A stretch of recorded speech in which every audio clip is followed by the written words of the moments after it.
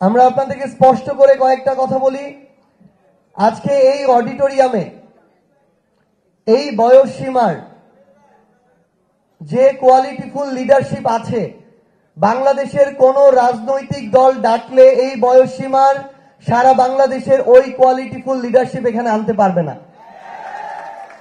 So এখন আমাদের সবচেয়ে গুরুত্বপূর্ণ কাজ হচ্ছে এই মানুষগুলোকে সাংগঠনিক কাঠামোতে দায়িত্বে নিয়ে আসা, এম্পাওয়ার করা, প্রোটেক্ট করা, গাইড করা এবং আগামীর বাংলাদেশে আমাদের সবার যে পলিসি এবং পলিটিক্যাল লাইন সে অনুযায়ী সামনের দিকে চলা।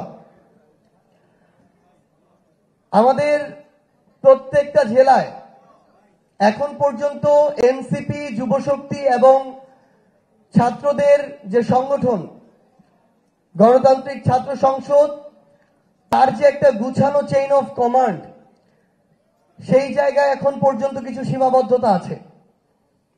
এনসিপি এ মাসের 25 তারিখ থেকে সারা বাংলাদেশের প্রত্যেকটি জেলা এবং মহানগরে আহ্বায়ক কমিটি দেওয়া শুরু করবে।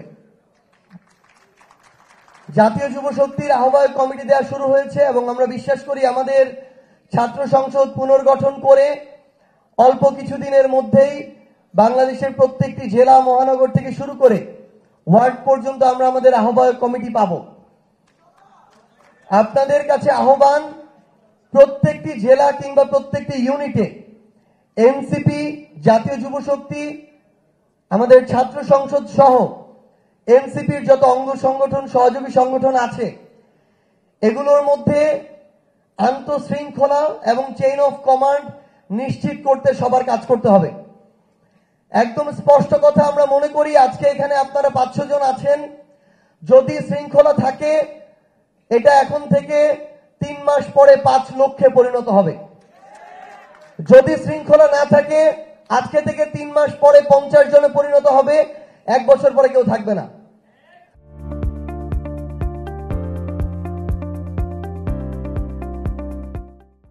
সো দুষ্ট গরুর চেয়ে শূন্য গোয়াল অনেক ভালো। আমাদের ওই শৃঙ্খলিত একটা চেইন অফ কমান্ড লাগবে, যাদের নেতৃত্বে বাংলাদেশের প্রত্যেকটা ইউনিট সংঘবদ্ধ হবে। এখানে আপনারা খুব ভালো করে জানেন, আমাদের প্রত্যেকটি ইউনিটে যে অন্তর্দ্বন্দ্ব বিভাজন, এটা যদি আমরা কাটিয়ে উঠতে পারি, ওই জেলার ওই ইউনিটের যে কোনো ছাত্র সংগঠনের চেয়ে আপনারা কোয়ালিটিফুল, আপনাদের কোয়ান্টিটি বেশি হবে এবং আপনারাই ওই সংগঠনে আগামীতে নেতৃত্ব দিবেন। কিন্তু দুঃখজনক হলেও সত্য, এই সমস্যাটাই প্রকট। আমরা এনসিপির পক্ষ থেকে আপনাদেরকে এইটুকু নিশ্চয়তা দিতে চাই, এনসিপি আগামীতে বাংলাদেশের যে কোনো ইউনিটে, আহ্বায়ক কমিটিতে কোনো মাইম্যানের পলিটিক্স করবে না। আমরা ছাত্র সংসদকেও আগামীতে ওই জায়গায় দেখতে চাই, ওই নির্দিষ্ট ইউনিটে সবচেয়ে যোগ্য, পার্টির প্রতি বিশ্বস্ত এবং যেই মানুষটি তার জায়গা থেকে আগামীর বাংলাদেশকে নিয়ে এনসিপির, যুবশক্তি সহ ছাত্র সংসদ সহ যত সংগঠন রয়েছে তাদেরকে এগিয়ে নিয়ে যাওয়ার স্বপ্ন দেখে, কমিটমেন্ট রাখে। আমরা বিশ্বাস করি তাদের নেতৃত্বে আমাদের আগামীর যে ছাত্র সংগঠন সেটি এগিয়ে যাবে। আপনাদেরকে সর্বশেষ একটি কথাই বলি, যারা আপনারা স্থানীয় পর্যায়ে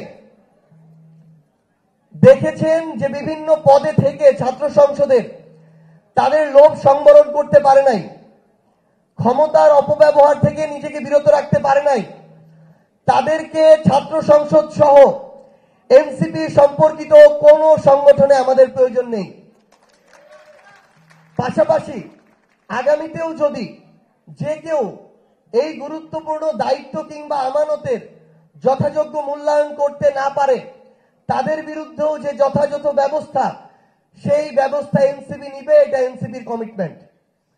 আপনাদেরকে আমরা সর্বশেষ এটুকুই আহ্বান জানাই, 24-এর অভ্যুত্থানের যে আকাঙ্ক্ষা, যে লক্ষ্য, স্বপ্ন, উদ্দেশ্য কোনোটাই এখন পর্যন্ত পূরণ হয়নি। আমরা সেই অভ্যুত্থান এবং বিপ্লব সময়কার পরিবেশ থেকে বের হয়ে একটা গণতান্ত্রিক যাত্রায় পা বাড়িয়েছি, কিন্তু ওই আকাঙ্ক্ষাটাকে ধারণ করে এটা পূরণ করার জন্য আমাদের লড়াইটা দীর্ঘ, অনেক বড় করাপ্টেড সিস্টেমের বিরুদ্ধে।